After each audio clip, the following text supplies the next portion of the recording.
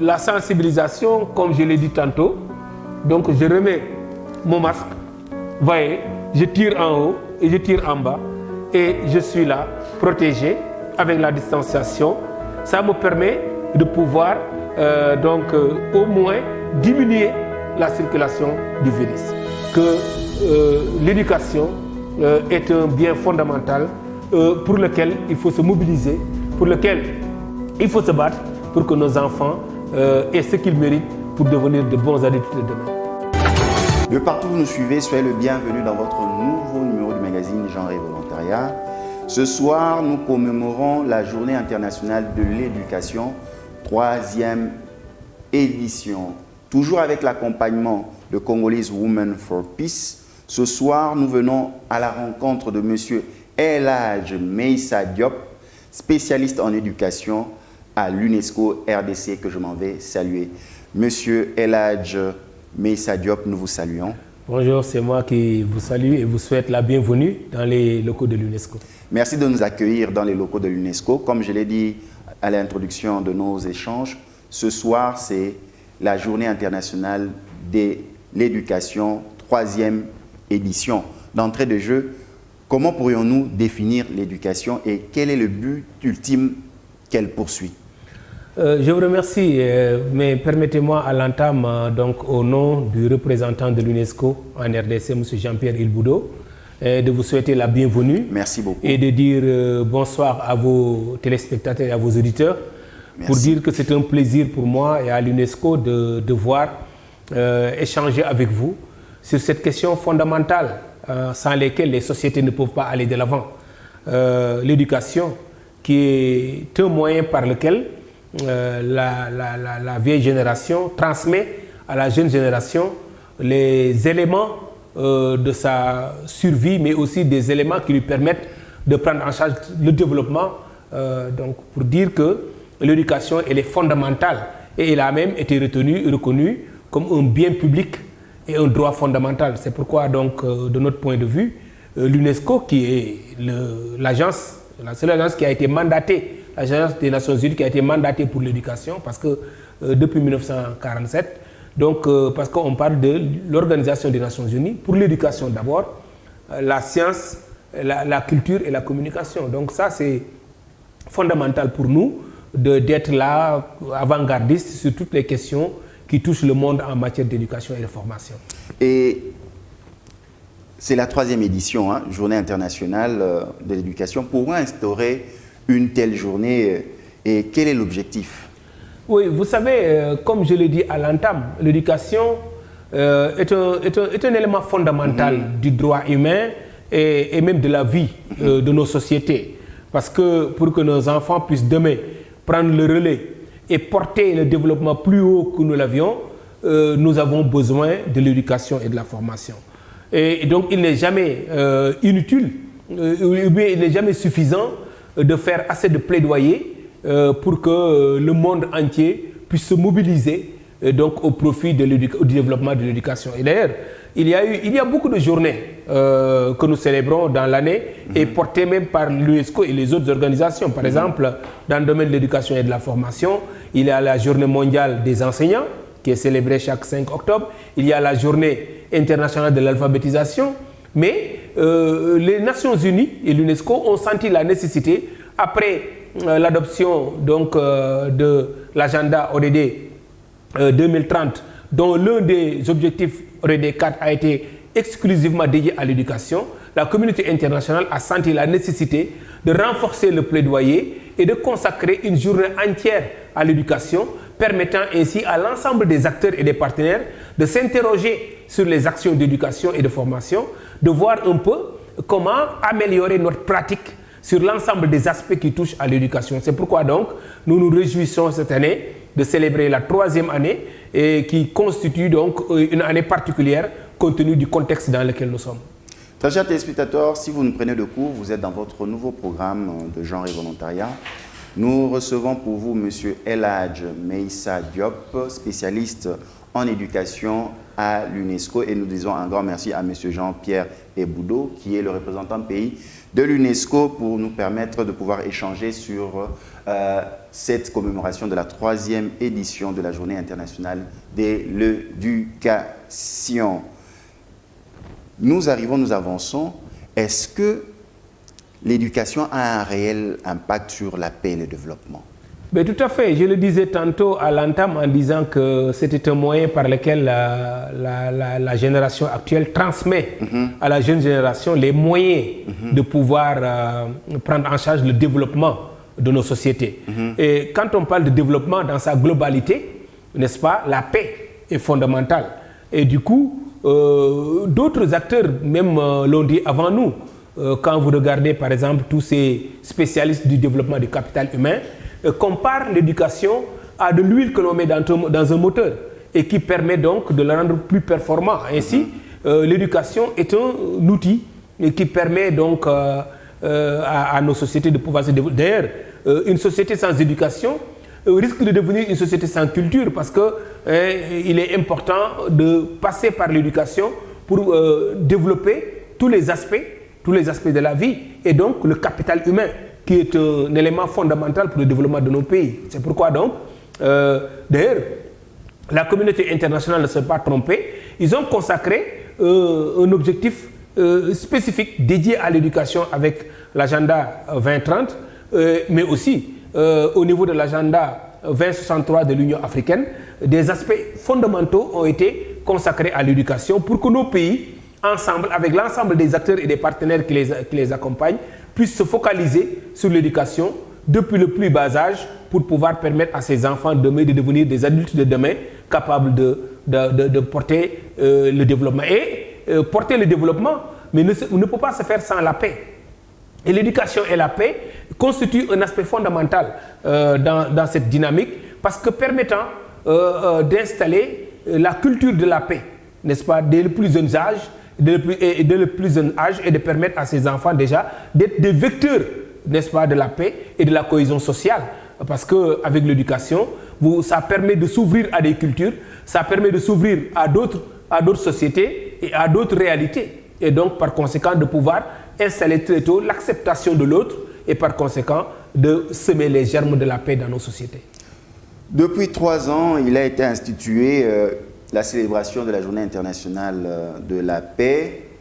Chaque 24 janvier est célébrée cette date et le 24 janvier 2021 tombe un dimanche.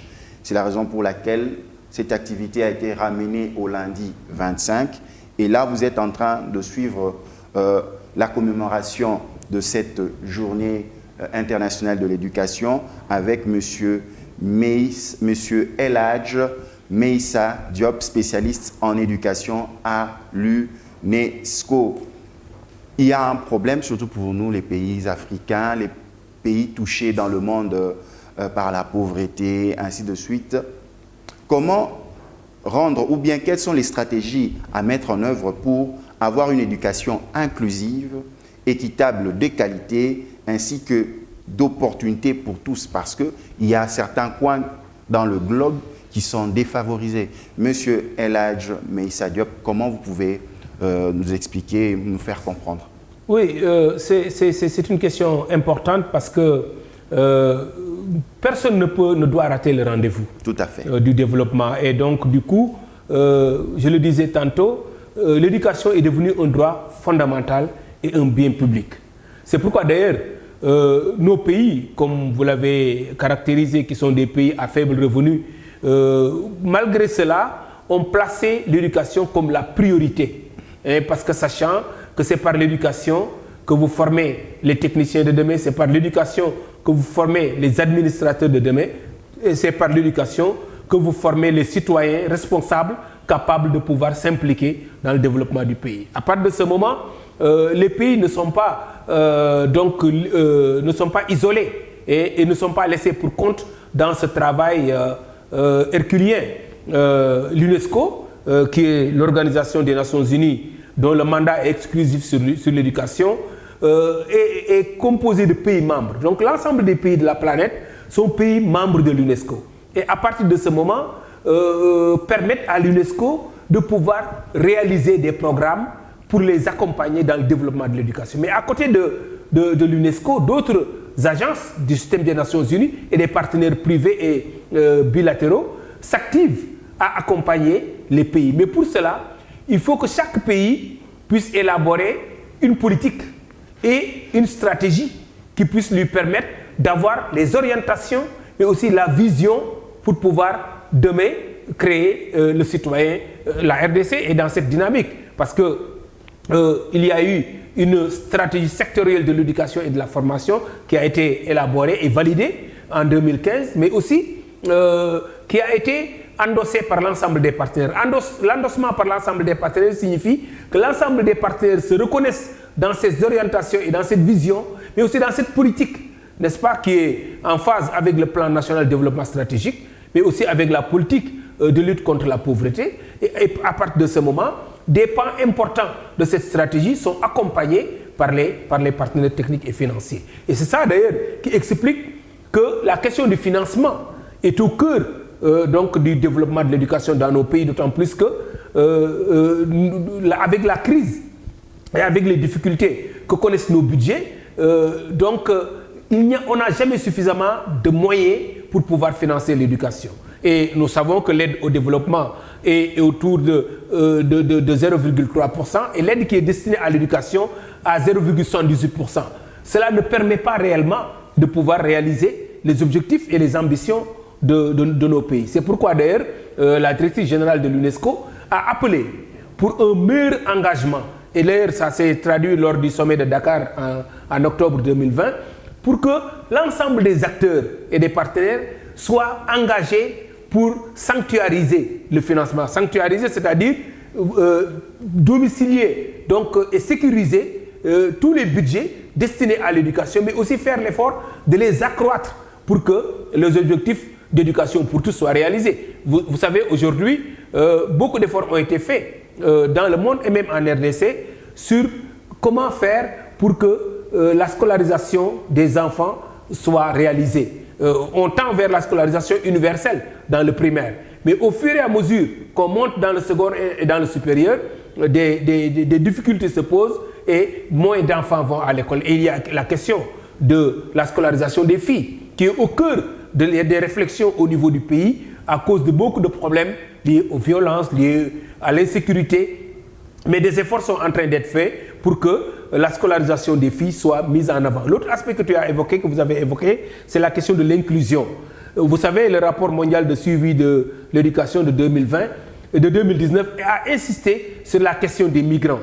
Et celui de 2020 a insisté sur la question de l'inclusion des personnes handicapées. Pour vous dire que cela constitue une préoccupation aujourd'hui et traduite dans l'ODD 4 au niveau de la cible 4-5 qui cherche à ce que l'ensemble des populations marginalisées, des enfants, que ce soit des filles, que ce soit des handicapés, que ce soit des personnes vivant avec handicap, que ce soit des personnes des peuples autochtones, qui soient pris en compte dans les politiques et les stratégies. Et c'est ça aujourd'hui le travail auquel on nous appelle, surtout dans ce contexte de Covid où il y a à peu près plus de 800 millions d'enfants à travers le monde, dont l'offre pour lesquels l'offre d'éducation a été interrompue à un moment. Et donc aujourd'hui, en dehors du financement, l'engagement, c'est de tout faire, de se mobiliser pour la réouverture des écoles, pour que les enfants puissent bénéficier donc des temps d'apprentissage nécessaires pour pouvoir donc développer leurs capacités.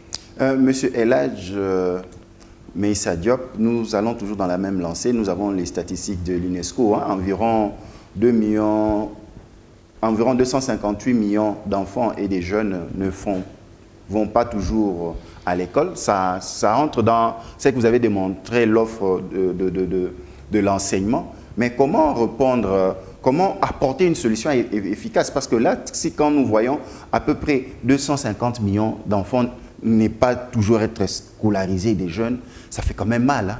Mais tout à fait, tout à fait. D'ailleurs, nous, notre slogan, c'est que no left one behind. Il faut laisser personne derrière. Donc, et ça, c'est le slogan des Nations Unies et nous l'appliquons à l'éducation.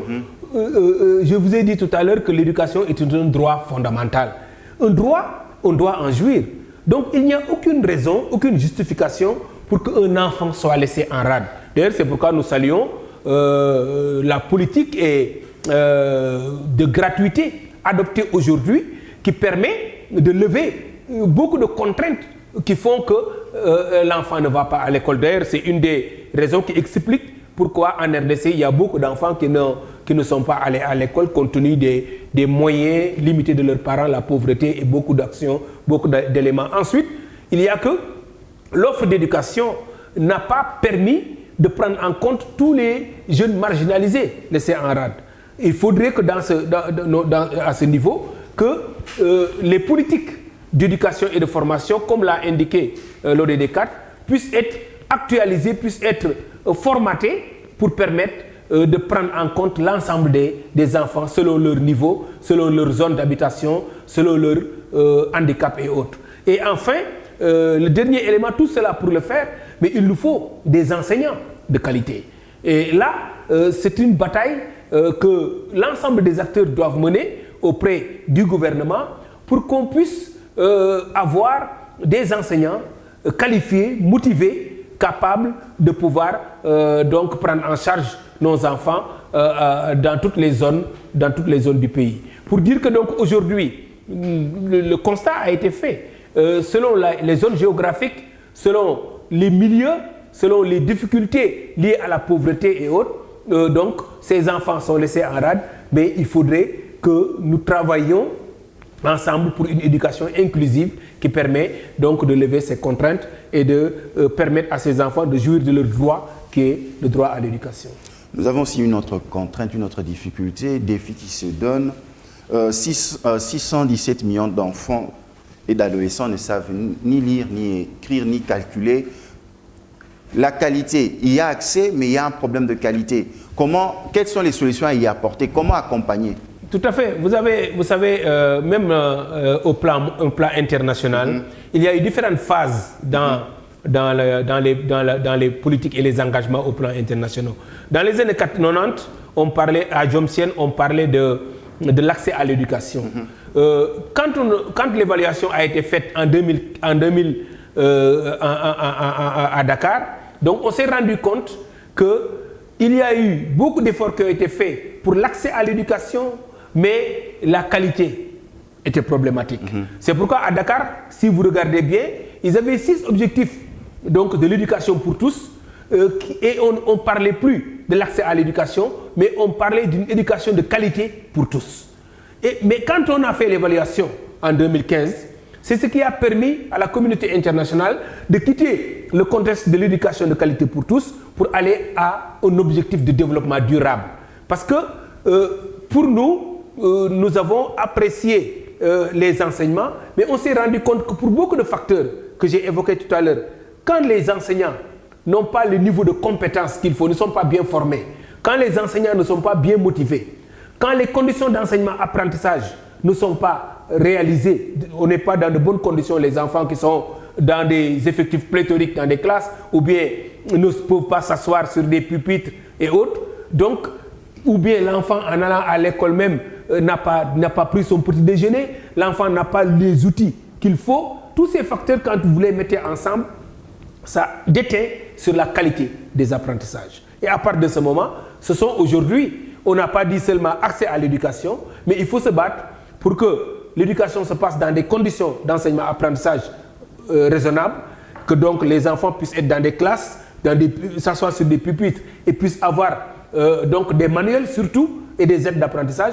mais surtout que les enseignants soient formés et motivés pour pouvoir transformer ces ressources que nous avons en résultats. C'est ça un peu qui permettra, et pour ça, il y a beaucoup d'efforts à faire en matière de financement, en matière d'encadrement, en matière de suivi et surtout en matière de formation des enseignants. Il y a aussi la problématique de la jeune fille.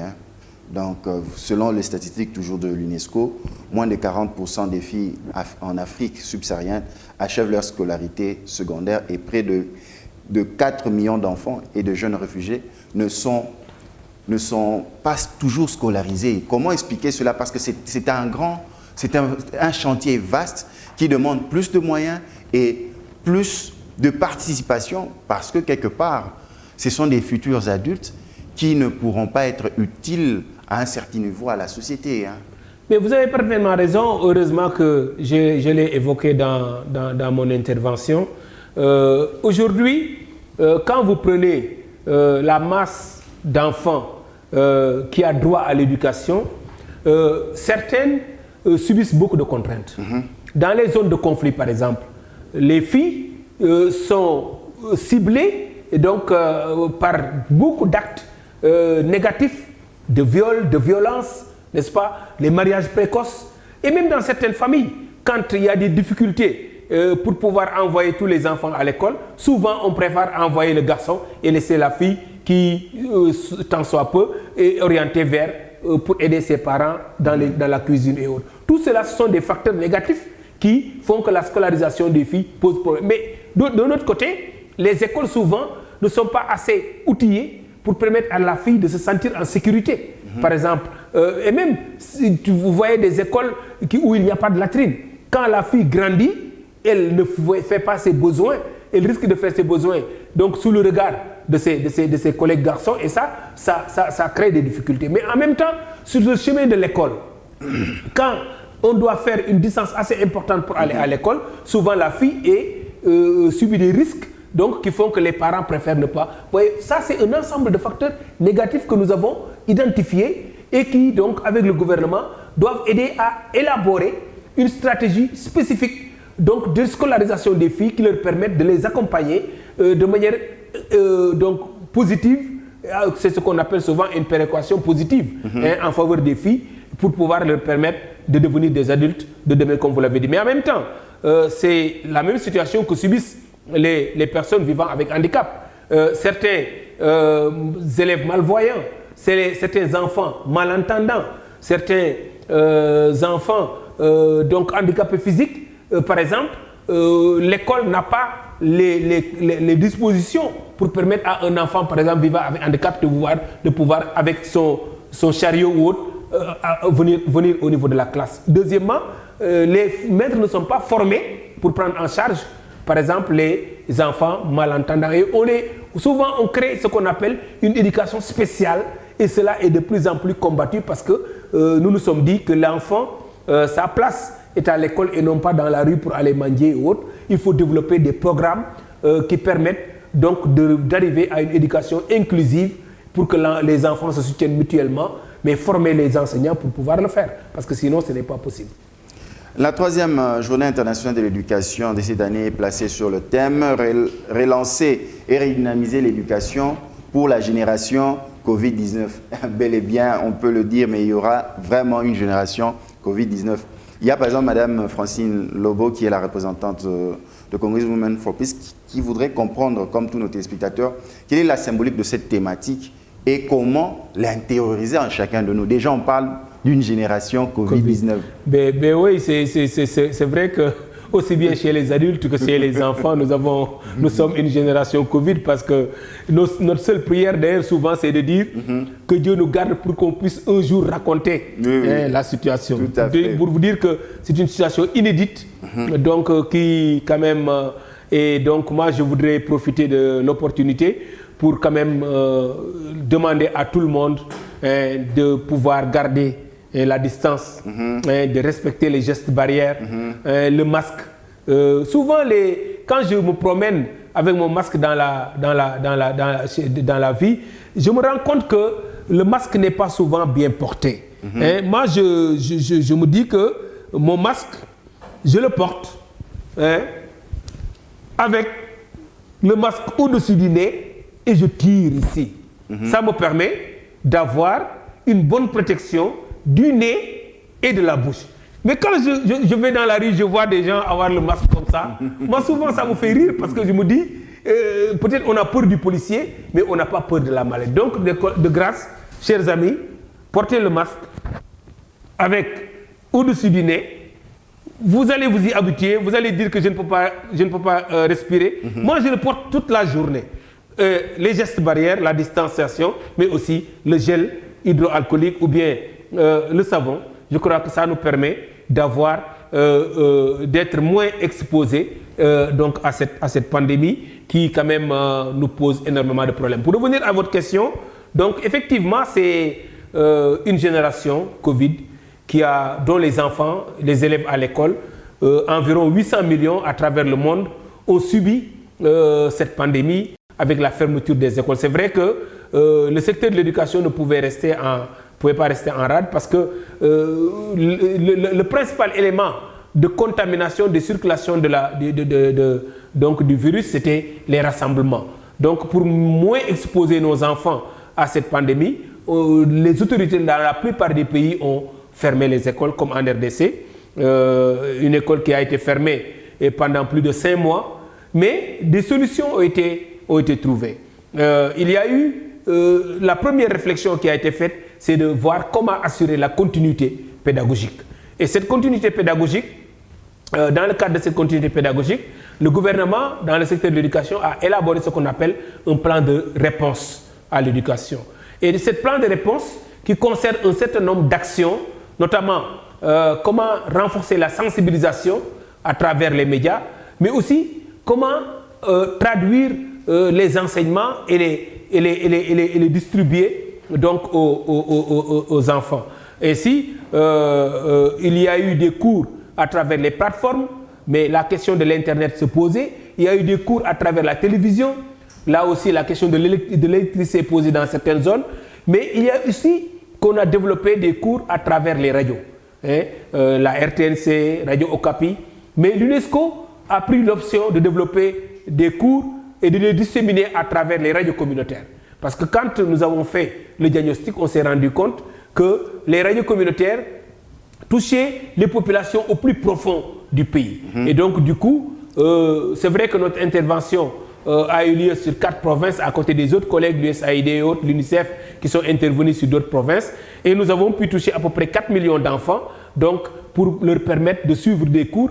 Et les échos que nous avons eus au Congo central, à Lubumbashi, dans le Nord Kivu et à Kinshasa, c'est qu'en réalité, il y a eu un grand engouement par rapport à cette continuité pédagogique. Mais c'est vrai que ça ne peut pas remplacer un enseignement en classe, mais ça peut permettre aux enfants de pouvoir régler certaines questions en attendant que cet enseignement à distance soit institutionnalisé dans le futur pour accompagner l'enseignement présentiel. Si vous prenez de cours, vous êtes dans votre nouveau numéro de magazine Genre et Volontariat. Nous célébrons la 3e édition de la Journée internationale de l'éducation. Nous recevons pour vous sur ce plateau, au sein du bureau de l'UNESCO, M. El Hadj Meissa Diop, spécialiste en éducation à l'UNESCO. Tous les 24 janvier, depuis 3 ans, est célébrée la Journée internationale de l'éducation. Cette fois-ci, le 24 janvier est tombé un dimanche et la commémoration a été renvoyée au lundi 25 janvier. Et dans ce cadre, nous sommes en train d'échanger le thème de l'année, de cette année 2021, relancer et redynamiser l'éducation pour la génération Covid-19. Monsieur El Hadj Meissa Diop, pouvons-nous dire que l'éducation est entrée dans une nouvelle ère à cause de la Covid-19? Oui, tout à fait, parce que il y a eu déjà plusieurs velléités, plusieurs tentatives dans des contextes normaux, d'introduire ce qu'on a appelé l'éducation à travers les technologies de l'information et de la communication. L'éducation pédagogique avec l'utilisation de l'ordinateur, faire en sorte que le téléphone et autres entrent en classe. Mais tout cela a été fait dans un contexte différent. Quand la situation du Covid s'est posée, que personne n'était préparé à ça, des solutions ont été cherchées et trouvées. Et l'une des solutions majeures, c'était de voir comment utiliser les technologies de l'information et de la communication, parce qu'il y avait un élément fondamental qui était là et qui constituait un obstacle, c'est la question de la distanciation. Donc les écoles étant fermées, les enfants sont dans les maisons, comment faire pour les atteindre? Le seul moyen, c'était de l'utilisation des technologies de l'information et de la communication. Et du coup, quelque part même, c'est un mal pour un bien, parce qu'il y a eu beaucoup de stratégies qui ont été développées. Je donne un exemple. Pour nos réunions, par exemple, les nouvelles applications Zoom, Teams, Webex et autres, Skype, ont fait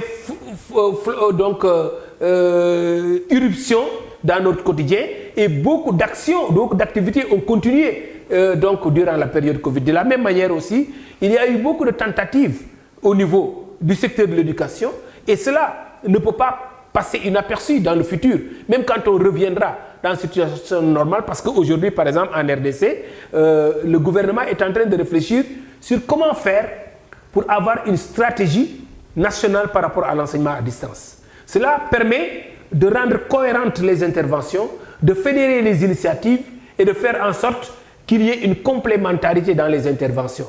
Et ça, c'est des enseignements que nous avons tirés de la période Covid-19. Et du coup, cela ne sera que bénéfique pour la qualité de l'éducation, parce qu'à côté de l'enseignement présentiel déjà, désormais pourrait exister un système d'enseignement à distance qui viendrait compléter ce que les acteurs vont faire. Mais en même temps, cela permettra de former davantage les enseignants, parce que là où vous devriez rassembler des centaines d'enseignants, si vous le faites à distance, ça permet de pouvoir couvrir en un temps record donc un nombre important d'enseignants et de renforcer leurs capacités sur tous ces aspects. Donc pour dire que donc, la réflexion va se poursuivre, la réflexion est en cours et donc on pourra sortir de la période Covid avec vraiment beaucoup d'acquis, n'est-ce pas, qui vont être renforcés, qui vont être capitalisés pour permettre un peu d'arriver à de meilleures pratiques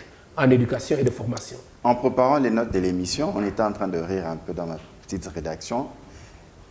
La réflexion, c'était avant, on refusait les téléphones dans les salles parce que ça favorisait la tricherie. Mais cette fois-ci, ça va favoriser l'apprentissage. Donc, s'adapter veut dire sauver l'éducation, permettre à l'enfant de continuer d'apprendre. Mais tout à fait. Mais tout cela, je suis d'accord avec vous, il faut s'adapter. Et d'ailleurs, c'est ça l'intérêt d'une éducation sur orbite. Parce que ça permet à cette éducation de pouvoir s'adapter et prendre en compte ce qui est bien. Moi, j'insiste sur le mot, sur ce qui est bien. Parce que si on ne fait pas attention, on risque de croire que tout ce qui est nouvelle technologie est favorable à l'éducation. Alors qu'on a vu ce que les réseaux sociaux aujourd'hui ont de négatif dans l'éducation de nos enfants. C'est pourquoi il est important d'adopter les technologies de l'information et de la communication, mais d'avoir aussi des garde-fous sur certains aspects. C'est pourquoi d'ailleurs moi j'apprécie cette politique et cette stratégie nationale, parce que ça permet d'identifier les domaines sur lesquels il faut insister, mais aussi les éléments négatifs qu'il faut déjà identifier et les combattre pour que ça ne crée pas l'effet inverse avec leur utilisation dans nos salles de classe.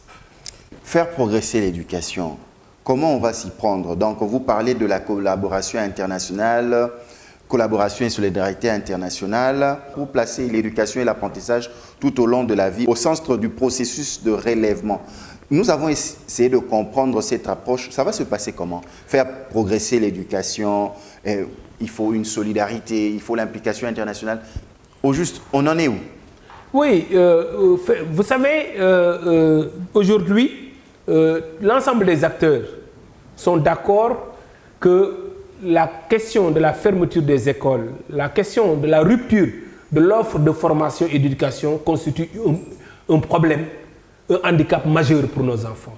Donc, nous tous, nous sommes en train de réfléchir sur comment faire pour la réouverture des écoles. Parce que c'est important que l'enfant puisse bénéficier d'un temps d'apprentissage nécessaire pour pouvoir aller de l'avant. Mais pour cela, il faut que les gouvernements et les partenaires puissent soutenir les enseignants. Donc, en tant qu'intervenant de première ligne, c'est pourquoi j'ai beaucoup apprécié cette notion de héros. Parce que les enseignants, dans le contexte de la Covid, il y en a qui se sont engagés, malgré les difficultés et les risques, à poursuivre des enseignements selon les différentes modalités et d'aider à ce que donc la continuité pédagogique puisse. Donc il nous faut vraiment soutenir les enseignants dans cette dynamique. Mais aussi, pour cela, il nous faut investir dans le développement de compétences. Parce que plus l'enseignant est compétent, plus il fournit une éducation de qualité et plus ses apprenants sont performants. Le troisième élément, peut-être, c'était, vous l'avez dit tout à l'heure, c'est de faire en sorte de réduire la fracture numérique. Aujourd'hui, il y a beaucoup d'enseignants qui ne savent pas utiliser un ordinateur. Il serait important, donc, à ce niveau, que les gouvernements et leurs partenaires s'engagent à les accompagner pour qu'on sente plus le numérique dans nos activités d'enseignement et apprentissage. Et enfin, il faut maintenir et augmenter les budgets. Vous savez, aujourd'hui, le développement de l'éducation se heurte au phénomène de pauvreté, mais aussi au phénomène de crise financière à travers le monde, surtout dans nos pays. Donc il est important qu'on puisse trouver des solutions par rapport au financement de l'éducation. Et d'ailleurs, beaucoup de réflexions sont en train d'être menées sur ce qu'on appelle des financements innovants qui permettraient peut-être, avec différentes recherches, de pouvoir arriver à suppléer le gouvernement et les parents dans le financement de l'éducation. Vous nous avez même dévancé cette célébration dans le cadre de la 3e édition Journée internationale de l'éducation. Il y a 3 thèmes.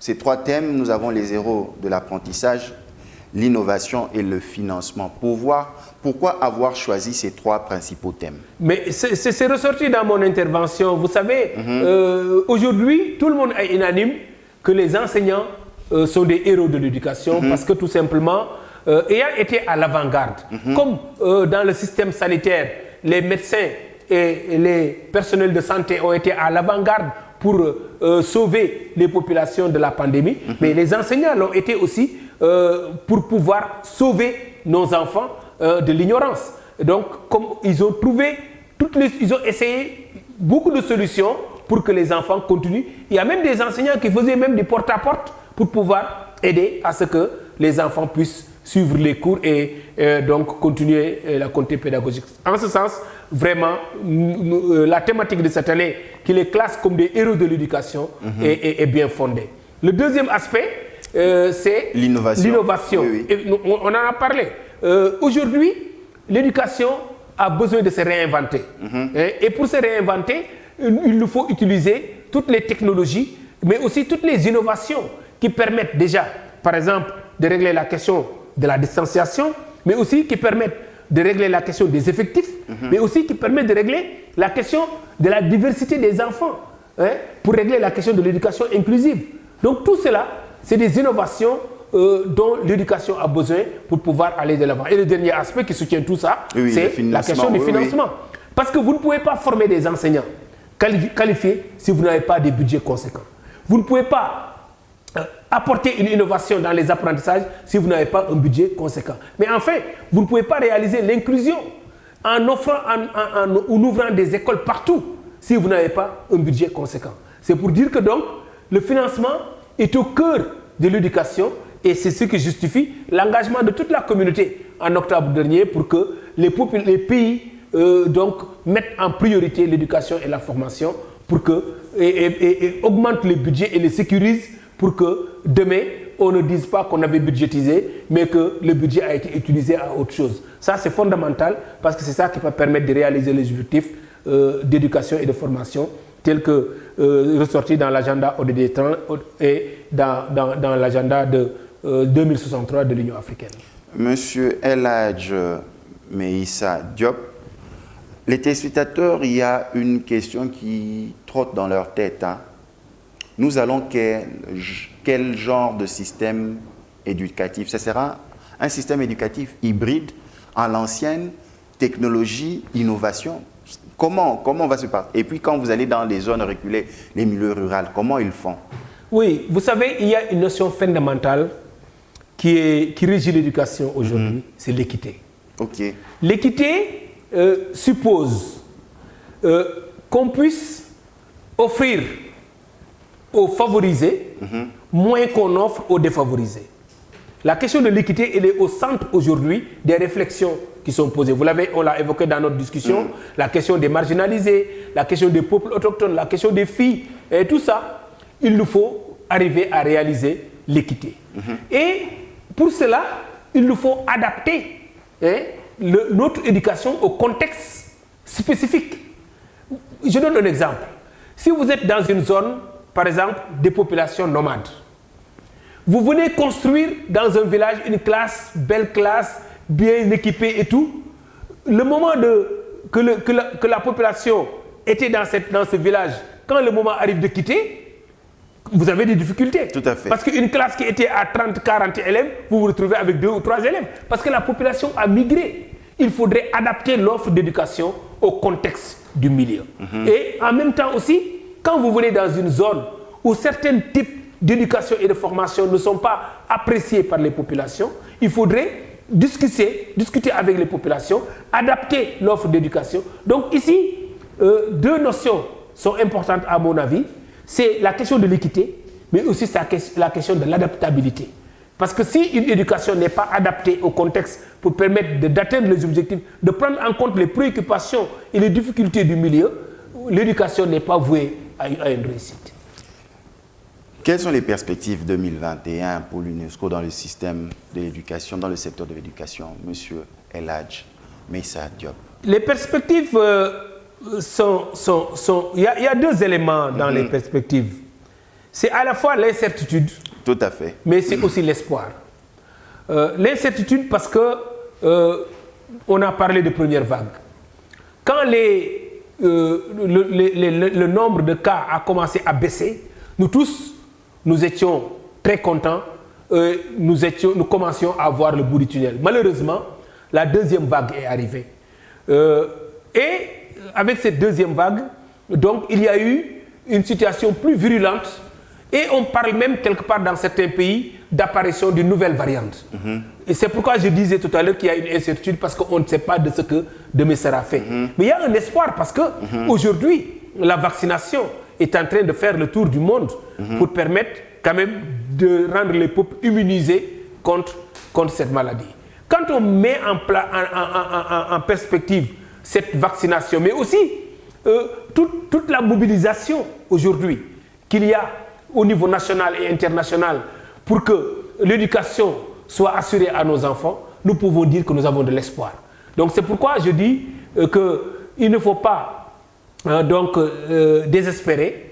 La situation est compliquée en ce moment, mais nous devons, comme un seul homme, faire face et se rappeler que l'éducation est fondamentale et nous en avons besoin parce que les enfants d'aujourd'hui doivent être préparés pour vaincre même des pandémies de demain, mais aussi vaincre des maladies de demain. Mais pour cela, il faut qu'ils soient bien éduqués, bien formés pour pouvoir faire face. Donc les parents peuvent dire que leurs enfants seront bien formés malgré la COVID. C'est l'engagement en tout cas de la communauté internationale, c'est l'engagement du gouvernement, mais c'est surtout l'engagement de l'UNESCO qui travaille aux côtés du gouvernement et aux côtés de l'ensemble des pays de la planète pour trouver les solutions ensemble en termes de continuité pédagogique, mais aussi en termes d'innovation de l'offre pour que l'éducation soit assurée à nos enfants. Monsieur El Hadj Meissa Diop, c'est déjà la fin de nos échanges. Donc, nous allons vous donner les éléments pour sensibiliser les téléspectateurs à respecter les gestes barrières et un mot de la fin pour ce numéro. Je pense que, Inch'Allah, nous pouvons encore nous retrouver pour un nouveau numéro de Genre et Volontariat. Mais je vous remercie vraiment et pour la sensibilisation, comme je l'ai dit tantôt. Donc, je remets mon masque. Voyez, je tire en haut et je tire en bas. Et je suis là, protégé, avec la distanciation. Ça me permet de pouvoir au moins diminuer la circulation du virus. Je voudrais donc ici, au nom du représentant de l'UNESCO en RDC, M. Jean-Pierre Ilboudo, vous dire vraiment merci parce que vous nous avez offert l'opportunité d'élargir le champ de contact, d'élargir les partenaires pour que l'éducation en RDC puisse triompher parce que nous croyons fermement et la directrice générale de l'UNESCO aussi de même que l'éducation est un bien fondamental pour lequel il faut se mobiliser pour lequel il faut se battre pour que nos enfants aient ce qu'ils méritent pour devenir de bons adultes de demain. Ce soir, nous avons reçu pour vous M. Elhadj Meissa Diop, spécialiste en éducation à l'UNESCO. Nous avons célébré la 3e édition de la Journée internationale de l'éducation, placée sous le thème « Relancer et redynamiser l'éducation pour la génération Covid-19 ». Un grand merci à Monsieur le représentant de l'UNESCO, Dr Jean-Pierre Iboudo, ainsi qu'à tout le staff de l'UNESCO RDC pour pouvoir nous accorder l'opportunité d'entrer dans leurs portes et échanger sur cette grande journée. Un grand merci à Monsieur Elhadj Meissa Diop pour votre disponibilité. Merci beaucoup, ça a été une bonne opportunité, ça a été pour nous un grand privilège et un grand honneur. Et puis, un grand merci à Congolese Women for Peace parce que c'est lui qui a soutenu la réalisation de ce programme dans le cadre de la célébration de la Journée internationale de l'éducation. Vous nous avez raté ce soir, rattrapez-vous sur toutes nos plateformes de rediffusion. Ainsi, suivez-nous aussi à gogo sur toutes nos plateformes internet électroniques. Quant à moi, je vous dis à la prochaine, que Dieu vous bénisse. Merci beaucoup. Merci beaucoup, mon frère. Merci.